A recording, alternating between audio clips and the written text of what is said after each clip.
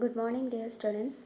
Today's our topic is chelating agents and what's the role of chelating agents in heavy metal poisoning. Okay. Today's our learning objectives are first we discussed about some introductions about chelating agents and their history. Then what are the main criteria as required for an ideal chelating agents, and there are different classes of chelating agents that are useful for the heavy metal poisoning cases. And then we discussed about the individual drugs, their therapeutic uses, adverse reactions and contraindications. Then we summarize our class with about the role of chelation therapy in heart disease, autism and Alzheimer's disease, and what are the novel approaches of nanoparticle and chelator delivery. Okay. So chelation therapy is usually used to remove the heavy metals from the body. So these chelation agents that usually forms the soluble complexes in our body, and this mainly binds to these metals like copper, iron, manganese, lead, calcium, and this making a complex with these ions and eliminate their ability to act with other elements.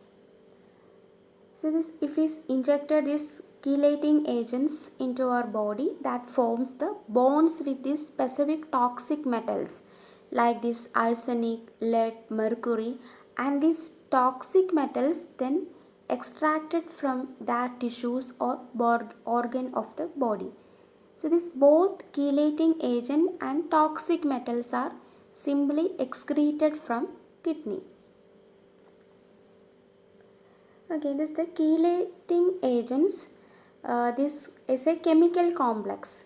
Is actually this word, this chelate is derived from the Greek word chele, that means claw.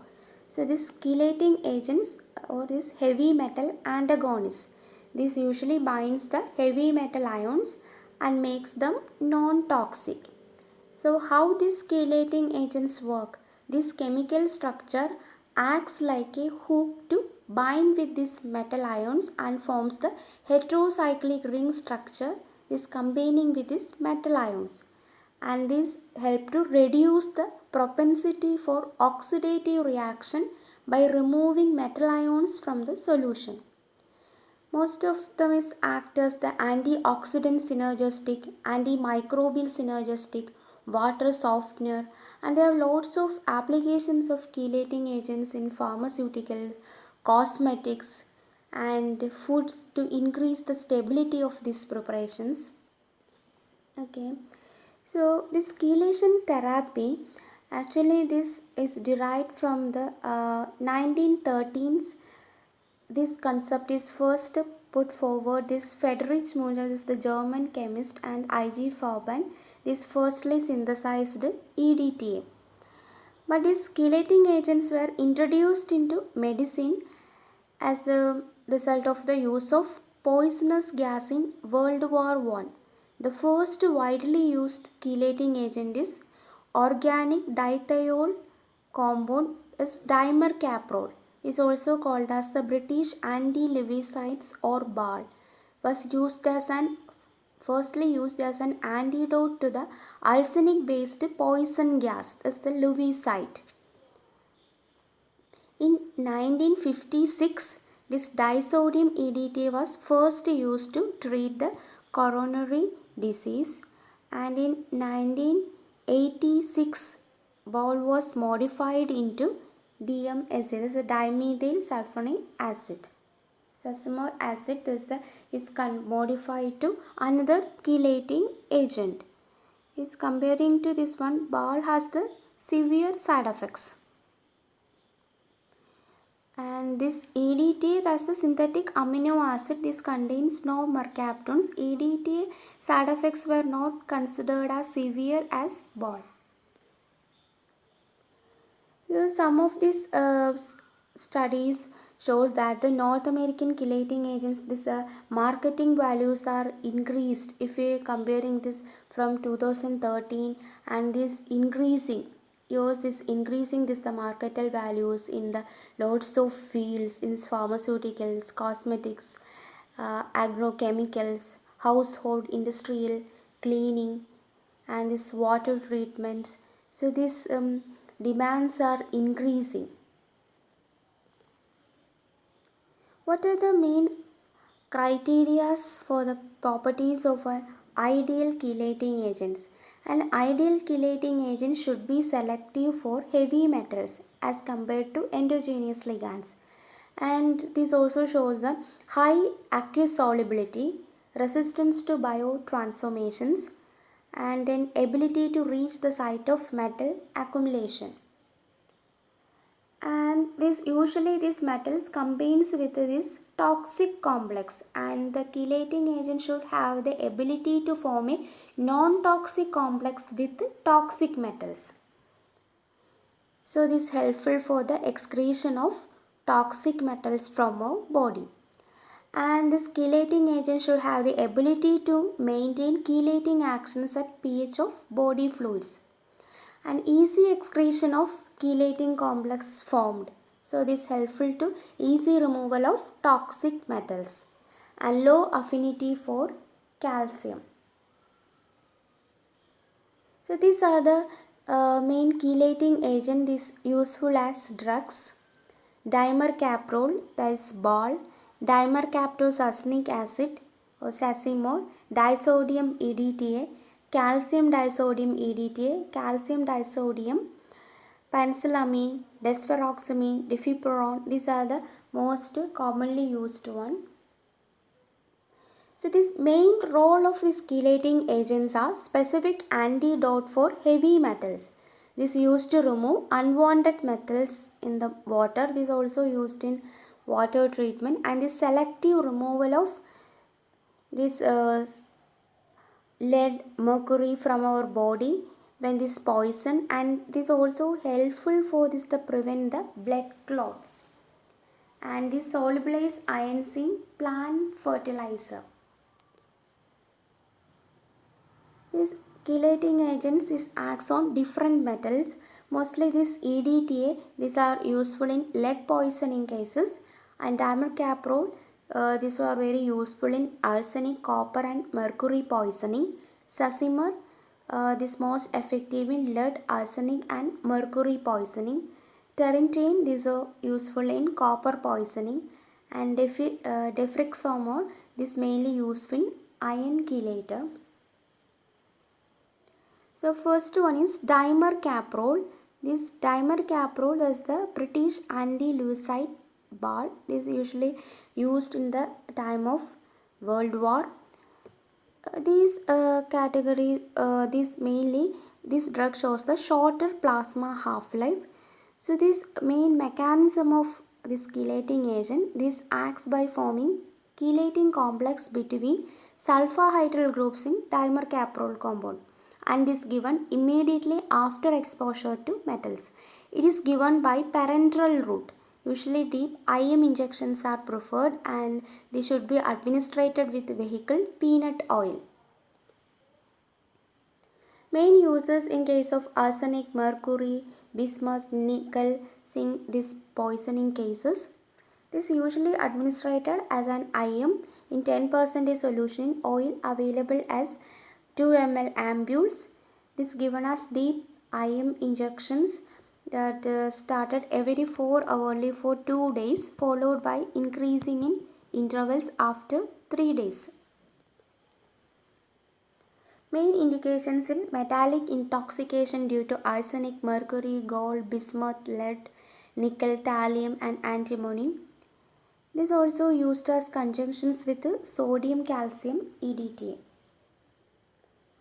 This also useful in case of hepatoendocrine degenerative Wilson's disease. So these main contraindications of ball is iron and cadmium poisoning. Main adverse reactions: increased BP, burning sensation in lips, mouth and throat. This GI upsets like nausea, vomiting, then sweating, pain in chest, throat or hands. Painful sterile abscess at site of injection, hemolytic anemia, especially with G6PD enzyme deficiency, hypertension, tachycardia, salivation, lacerations, conjunctivitis. D-penicillamine, this chelating agent is a monothiol. This mainly prepared by alkaline hydrolysis of benzyl benzene, and is chemically it is a beta dimethyl cysteine. This is mainly used in case of copper, mercury and lead poisoning, Wilson's disease, cystinuria, scleroderma, rheumatoid arthritis. Adverse reactions are skin rashes, proteinuria, bone marrow, depression, nausea, loss of taste, sensation. Terentiane is a less toxic alternative to penicillamine. It is also effective orally, 1 gram BD on empty stomachs. Most notable adverse reactions: iron deficiency. Desferoxamine is a most widely used iron chelating agent. This is available as intramuscular, subcutaneous and intravenous administrations. When this administrated, this usually forms a stable water-soluble iron complex, that is ferroxamine, and that prevent the iron from entering into further chemical reaction. So this is readily excreted in the urine and giving the urine a characteristic reddish color. So this chelating agent desferoxamine mainly this obtained from actinomycete, and this is the chelating agent this obtained from these microorganisms. It is primarily a chelator used in acute iron poisoning and chronic iron overload, as in thalassemia patients needing multiple transfusions. It is also chelate aluminium, and so this is useful in aluminium overload. Adverse effects are flushing, urticaria, hypertension and shock. Tachypnea, hypoxemia, tachycardia, cardiac arrhythmias, convulsions, erythema, swelling, GIT disturbances, dysuria, fever, allergic skin rashes. For this long-term administrations mainly affects the leg cramps and reversible ocular and auditory disturbances also reported. Another chelating agent is desfural. Is a acute iron intoxication. Usually this administered 1 gram IM followed by 500 mg every 4 hours for 2 doses. Subsequent doses of 500 mg are given 4 to 12 hourly depending on response. Maximum 6 gram in 24 hours. In chronic iron overload, 0.5 to 1 gram IM daily. In addition, 2 gram IV infusions given separately with each unit of blood transfused. Another chelating agent is disodium EDTA. There is a disodium salt of ethylene diamine tetraacetic acid is a potent chelator of calcium. This is also helpful in case of emergency control of hypercalcemia. It causes tetany on IV injection. Is a calcium chelate of disodium EDT. This is high affinity for metals like lead, zinc, cadmium, copper, manganese and some radioactive metals. Is administered as IV route. Is distributed extracellularly, excreted unchanged in urine by glomerular filtration, carrying the toxic metals along. Is primarily indicated in lead poisoning cases and is also useful in iron, zinc, copper, manganese and radioactive metals, but is not effective in mercury poisoning. Adverse reactions are nephrotoxicity, anaphylactic reactions, chills, body ache, malaise. Diffepiron is an orally active iron chelator. It is useful in acute iron poisoning, iron overload in cirrhosis, transfusion cirrhosis in thalassemia patients. Adverse effects are anorexia, vomiting, altered taste, joint pain, neutropenia. This Defruxo, this is a treatment of chronic iron overload due to frequent blood transfusions in thalassemia. High affinity for iron, and this shows the least affinity for zinc and copper. Fluorescein blue, this is the ferric hexacyanoferrite. This is mainly used in treatment of contamination with radioactive cesium and non-radioactive thallium. This is helpful to reduce the biological half-life of cesium from 110 days to 30 days and thallium from 9 to 3 days. So this is helpful to reduce the time of body exposure to radiation. So we can summarize the main uses of chelating therapy. This dimercaprol or bar, this is helpful in case of acute arsenic poisoning, mercury and lead poisoning.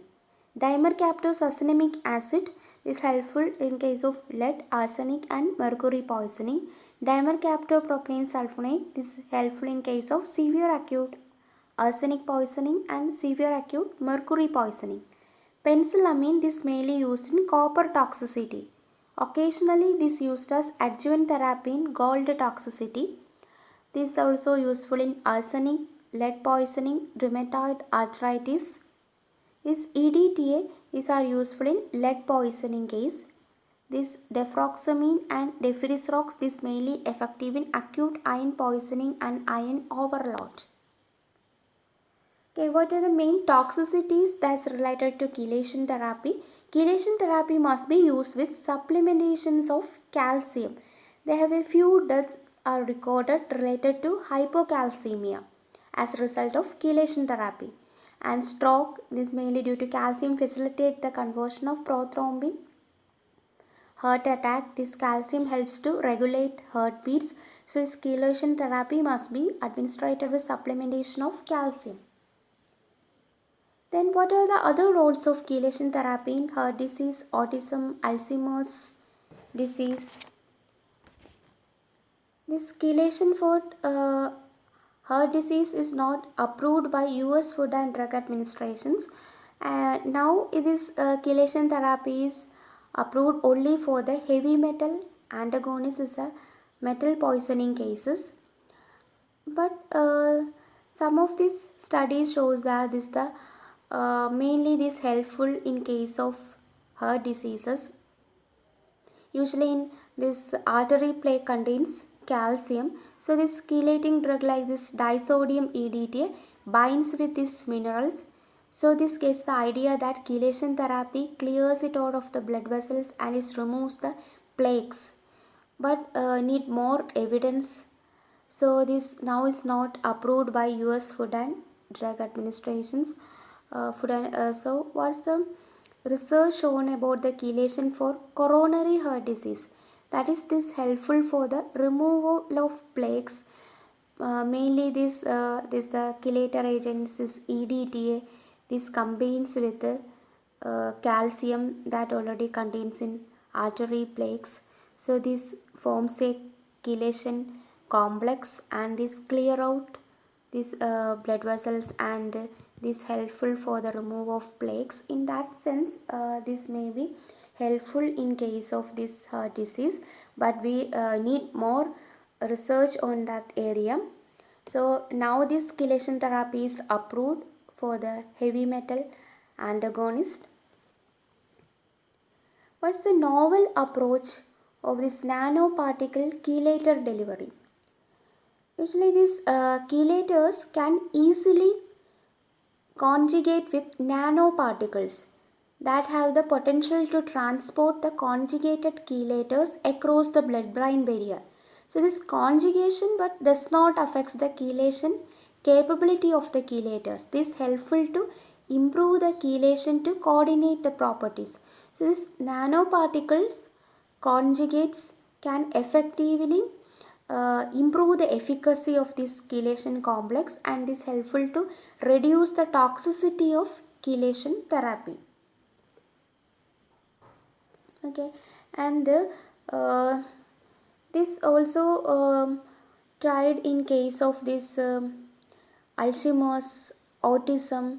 So this usually this when this nanoparticles conjugates with this chelation, so this potentially cross the blood-brain barrier and this actively transport out of the brain.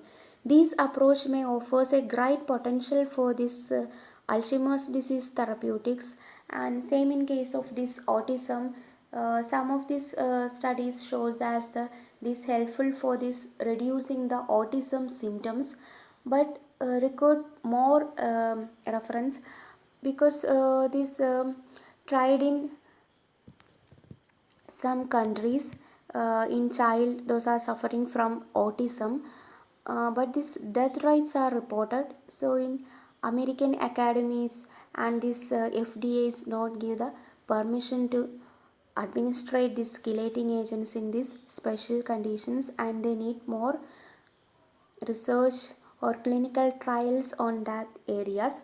So this now these are approved for the treatment of metal poisoning. Okay, now we discussed different types of chelating agents, and this ball, that's the dimercaprol, is firstly successfully used in the time of the World War. So we discussed about the therapeutic uses. So ball is useful in treating this poisoning due to all cases except which one, lead or organic mercury, cadmium, arsenic. So this mainly except which category ball is not useful. This cannot be used in case of this cadmium poisoning. These complexes formed these chelating complexes containing this cadmium or iron with ball are toxic. So this ball is contraindicated in case of cadmium and iron poisoning. So in these options, right answer is cadmium. The orally effective iron chelating agents. So we discussed about the what are the chelating agents is specific for this iron. EDTA, deferriprone, penicillamine, ball. Which one is deferriprone? Okay, thank you.